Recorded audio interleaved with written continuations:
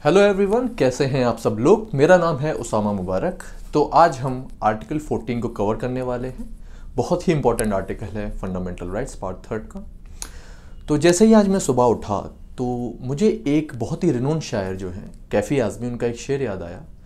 और वो शेर इसलिए भी याद आया क्योंकि मैंने देखा है समकालीन भारत में हमारे जो लोग बहुत अपने आप को रिस्ट्रिक्ट करके रखते हैं, कुछ बोल नहीं पाते हैं, हालांकि उनमें नॉलेज बहुत होती है, वो लीगल अवेयरनेस भी फैला सकते हैं, बट वो कुछ कह नहीं पाते हैं, डरते हैं कि एक ऐसा माहौल बना हुआ है, अपना एक्सप्रेशन का राइट अगर वो यूज़ करेंगे तो उनको दबा दिया जाएगा।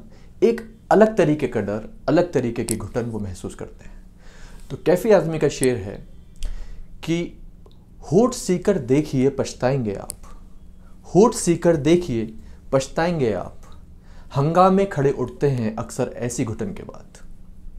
तो इन लाइनों से हम ये सीख सकते हैं कि अगर आपके अंदर प्रोडक्टिव नॉलेज है और आप किसी को मूव कर सकते हैं, किसी को इन्फ्लुएंस कर सकते हैं, तो आपको अपनी नॉलेज का प्रदर्शन ज़रूर करना चाहिए, फॉर श्योर एंड सर्टेनली। तो दोस्तों, आज हम आर्टिकल 14 को थोड़ा डिटेल में पढ़ेंगे, कंसेप्चुअली पढ़ेंगे और देखेंगे आर्टिकल 14 क्या कहता है। तो प्रेजेंट करते हैं पहला हेड आर्टिकल 14 का, जो है rule of law. A V Dicey जो इंग्लैंड के ज्यूरिस्ट रहे, उन्होंने रूल ऑफ लॉ का कंसेप्ट लाया। रूल ऑफ लॉ बात करता है सुप्रीमेसी ऑफ लॉ की।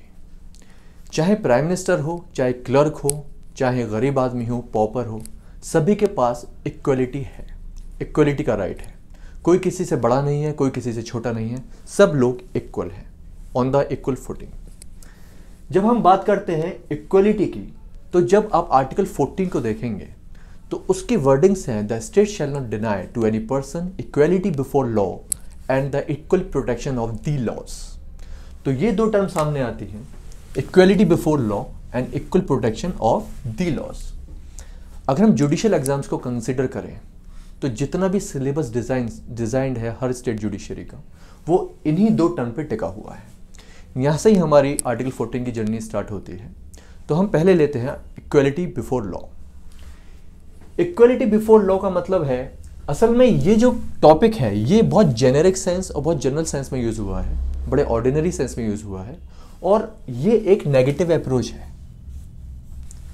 और equal protection of the laws एक पॉजिटिव अप्रोच है। जब मैं कहता हूं इक्वलिटी बिफोर लॉ एक नेगेटिव अप्रोच है, इसका मतलब यह है कि इंडिया में जितने भी लोग हैं किसी को स्पेशल प्रिविलेज नहीं है। Negative approach, special privilege daily pursuits में, चाहे आपको रेस्टोरेंट्स यूज़ करने हो, चाहे आपको खुली हवा में सांस लेना हो, कोई आपको ये नहीं कह सकता कि नहीं आप यहाँ से हटके दूर खड़े हो जाइए, यहाँ हमारा प्रिविलेज है, यहाँ हमारा राइट है। और कोई दूसरे इंसान को जो हाई लेवल पे है आपसे, उसको भी नहीं कह सकता, क्योंकि सभी इक्वल फुटिंग पर हैं। तो किसी को स्पेशल प्रिविलेज नहीं है। बात करते हैं equal protection of the laws की, जो एक पॉजिटिव अप्रोच है। पॉजिटिव अप्रोच भी है और ये एक स्पेसिफिक लॉ है। This is the specific law. Equal protection of law specific law की बात करता है। कैसे करता है? जैसे हम एक एनालॉजी ड्रॉ करें आर्टिकल 15 की। आपने देखा होगा कि आर्टिकल 15 सब क्लॉज 3 में लिखा हुआ है कि चिल्ड्रन और वुमेन के लिए स्टेट लॉ बना सकती है, उनके प्रोटेक्शन के लिए स्टेट लॉ बना सकती है। अच्छा, चिल्ड्रन के लिए भी लॉ बन सकता है, वुमेन के लिए भी बन सकता है, और उन सब लोगों के लिए, उन सब इंडिविजुअल्स के लिए लॉ बन सकता है जिस पे लगता है स्टेट को कि लॉ बनाने की जरूरत है। तो ये एक स्पेसिफिक लॉ हो गया। तो आर्टिकल 14 में हमें क्या प्रोटेक्शन मिला हुआ है कि जब स्टेट को लगेगा कि वुमेन के रेप ज़्यादा हो रहे हैं, उनको सिक्योरिटी की ज़रूरत है, ठीक है, तो स्टेट वुमेन पे लॉ बनाएगी। जब लगेगा कि चिल्ड्रन के साथ कोई इंटरफेरेंस हो रहा है, उनके राइट्स के साथ खिलवाड़ हो रहा है, या उनको उनका ड्यू एडवांटेज जो उनका राइट टू लाइफ है वो नहीं दिया जा रहा, तब भी स्टेट लॉ बना सकती है चिल्ड्रन पर। तो चिल्ड्रन पे लॉ बनाना, वुमेन पे लॉ बनाना, या लेबर के ऊपर लॉ बनाना, इंडस्ट्री में चाहे डायरेक्टर्स हैं या उन कंपनीज के अंदर जो जो लोग काम करते हैं वर्क प्लेस पे, उनके लॉज राइट्स को रेगुलेट करना, वो सब स्पेसिफिक लॉज में आता है। और equal protection of laws specific law की बात करता है। एक बार और रिपीट कर लेते हैं, देखते हैं क्या मेन डिफरेंस है। जब मैंने कहा इक्वलिटी बिफोर लॉ, तो मैंने कहा कि ये जनरल टर्म है, एक वाइड टर्म है, ये सब कुछ इंक्लूड करेगी। आर्टिकल 14 से लेकर आर्टिकल 18 तक सब कुछ ही आता है। जैसे 15 में हमने कह दिया कि डिस्क्रिमिनेशन नहीं होगा, 5 ग्राउंड्स पे नहीं होगा। There shall not be any discrimination on the basis of religion, race, caste, sex और प्लेस ऑफ बर्थ। आर्टिकल 16 में अपॉर्चुनिटी की एम्प्लॉयमेंट में बात करते हैं। आर्टिकल 17 में एबोलिशन ऑफ अनटचेबिलिटी की बात है और आर्टिकल 18 में हमारी टाइटल्स की एबोलिशन की बात है। तो ये आर्टिकल्स मैंने इसलिए गिनाए आपको कि इक्वलिटी जो आर्टिकल 14 बताता है वो सारे ही एस्पेक्ट को कंसीडर करता है, वाइड टर्म है। आर्टिकल 17-18 में आर्टिकल 14 के नेचर की बात नहीं हुई है। आर्टिकल 14 पहला आर्टिकल है कॉन्स्टिट्यूशन का जो इक्वलिटी की बात करता है, तो वो सबको इंक्लूड करेगा, 15, 16, 17 and as well as 18। Equal protection of the laws. Suppose करिए अभी एक जजमेंट में पढ़ रहा था, इलाहाबाद हाई कोर्ट का जजमेंट आया है जो लव जिहाद का हमारा एक माहौल बना हुआ है, उस पर यूपी गवर्नमेंट लॉ लाने जा रही है और कहा है कि जो कपल्स इंटरफेथ मैरिजेस में बिलीव करते हैं, जो दूसरे रिलीजन के लड़के या लड़की से शादी करना चाहते हैं, उनको ऐसा करने नहीं दिया जाएगा क्योंकि वो पर्सनल लॉज के अगेंस्ट है। ऐसी ऐसी साइटेशंस आती हैं गवर्नमेंट के थ्रू। तो कोर्ट ने सिंगल जज बेंच थी, लखनऊ बेंच थी इलाहाबाद हाई कोर्ट की, उसमें विवेक चौधरी जो जज थे उन्होंने कहा कि जो दो कपल्स हैं उनकी अपनी प्राइवेसी है, अगर उस प्राइवेसी को कोई ब्रीच करेगा तो वो एक राइट टू लाइफ का हनन होगा और इक्वलिटी का भी हनन होगा, क्योंकि हर इंसान को अपनी ऑटोनॉमी गवर्न करने का अधिकार है। जैसे पुट्टा स्वामी के केस में ये डिसाइड किया कोर्ट ने कि individual autonomy in the sense कि आपका राइट टू प्राइवेसी है, आप अपनी लाइफ को कैसे जिएं, किसके साथ जिएं, कितने टाइम तक किसी के साथ बिताएं, वो आपका पर्सनल राइट है। उसमें स्टेट का कोई इंटरफेरेंस नहीं होगा और किसी इंडिविजुअल का कोई इंटरफेरेंस नहीं होगा। तो राइट टू इक्वलिटी हम रिसेंट केस लॉज में भी देख सकते हैं। वो केस लॉ बात करता है equal protection of the laws की।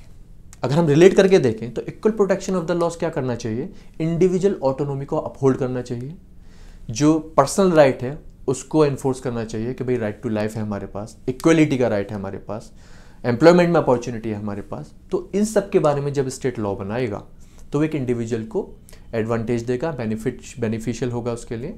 तो ऐसा इक्वल प्रोटेक्शन ऑफ लॉज के अंदर हम ये पढ़ेंगे।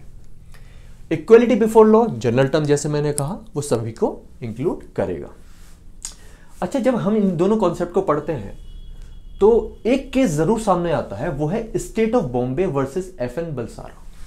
बहुत ही इंपॉर्टेंट जजमेंट है कोर्ट का। इसमें एक ऐसा जेनेसिस स्टार्ट हुआ, ऐसा कॉन्सेप्ट स्टार्ट हुआ जिसने कोर्ट को मजबूर कर दिया एक ऐसी रीजनिंग देने पर जिससे लोगों के साथ डिस्क्रिमिनेशन ना हो और एक अच्छा जजमेंट अच्छी फॉर्म्स में सामने आए और लोगों के राइट्स अपहोल्ड हो सके। FN बलसारा के केस में कोर्ट ने एक टेस्ट लेट डाउन किया। उसमें कहा कि अगर आप दो लोगों के पीछे डिफरेंशिएशन कर रहे हैं तो आपको एक इंटेलिजेंट रीजन देना पड़ेगा कि डिफरेंस क्यों हो रहा है। कोर्ट ने यह भी कहा कि जो इंटेलिजेंट रीजन के साथ आप एक लॉ बना रहे हैं, उस लॉ का और जो पर्पस आप अचीव करना चाहते हैं उस लॉ से, उन दोनों के बीच एक रेशनल नेक्सस होना चाहिए। सपोज करिए मैं आपको एक रफली बता देता हूं, ये 10 साल का बच्चा है और ये 12 साल का बच्चा है। तो आपको क्या लगता है, जो 10 साल के बच्चे की रिक्वायरमेंट है with respect to life, with respect to health, with respect to medical facilities, और जो 12 साल का बच्चा है, सिमिलरली दोनों की ज़रूरत सेम है? मुझे नहीं लगता कि दोनों की ज़रूरत सेम होंगी। अगर इसको एक कैपेसिटी में खाना चाहिए होगा तो इसको ज़्यादा चाहिए होगा। ये 12 साल का बच्चा है तो इसकी एनर्जी ज़्यादा कंज्यूम होती है, इसको ज़्यादा खाना चाहिए। तो फैमिली ये श्योर करेगी कि जो 10 साल का बच्चा है उसको उसके अकॉर्डिंग खाना दिया जाए और जो 12 साल का बच्चा है उसको उसके अकॉर्डिंग खाना दिया जाए। एक चीज़ और रिलेट कर सकते हैं इससे। सपोज करिए ये 10 साल का बच्चा 10th क्लास में है और 12 साल का बच्चा 12th क्लास में। सपोज कर रहे हैं, रफली हम एक मिसाल के तौर पे इमेजिन कर रहे हैं, ये 12th क्लास में है, ये 10th क्लास में है। अब हम 12th क्लास के बच्चे का पेपर हम 10th क्लास वाले बच्चे को अगर दे दें सॉल्व करने के लिए, तो हमें नहीं लगता कि वो सॉल्व कर पाएगा, और ना देना चाहिए, उसको देना भी नहीं चाहिए। तो यहीं से हम एक क्लासिफिकेशन स्टार्ट कर सकते हैं कि जो 10 साल का बच्चा है वो अपने आप में एक क्लास कॉन्स्टिट्यूट करता है C1, और जो 12 साल का बच्चा है वो एक इंडिविजुअल अलग क्लास है C2। दोनों ही अलग अलग क्लासेस हैं और दोनों को अलग अलग लॉ चाहिए, क्योंकि उनकी कैपेसिटी अलग है, उनके जीने का तरीका अलग है, उनकी बेसिक नीड्स अलग हैं।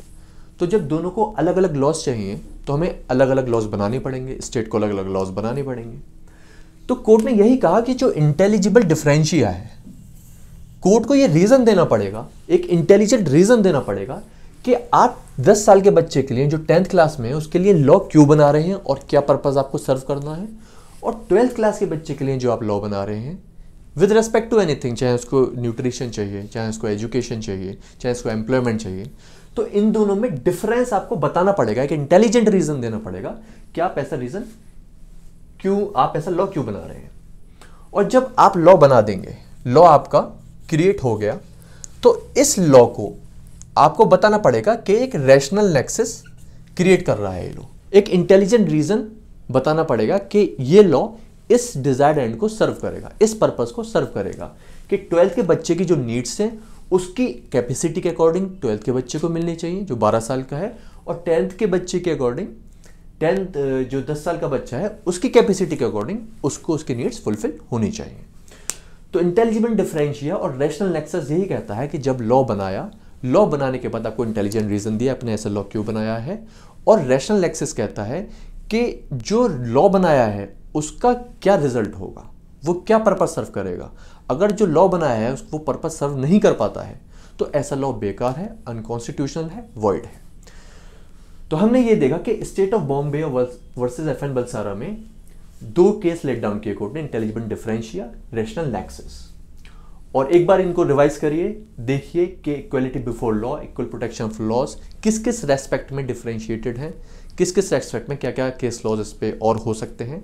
हालांकि हम नेक्स्ट क्लास में और केस लॉज को लेंगे और देखेंगे कि किस केस लॉज में सुप्रीम कोर्ट ने या अदर कोर्ट्स ने क्या क्या जजमेंट दी हैं और कैसे कैसे इंटेलिजिबल डिफरेंशिया और रैशनल नेक्सस का एप्लीकेशन किया है, एक यूनिफॉर्म एप्लीकेशन किया है, और दूसरे डॉक्ट्रिन बाद में किस तरह से फॉलो हुए।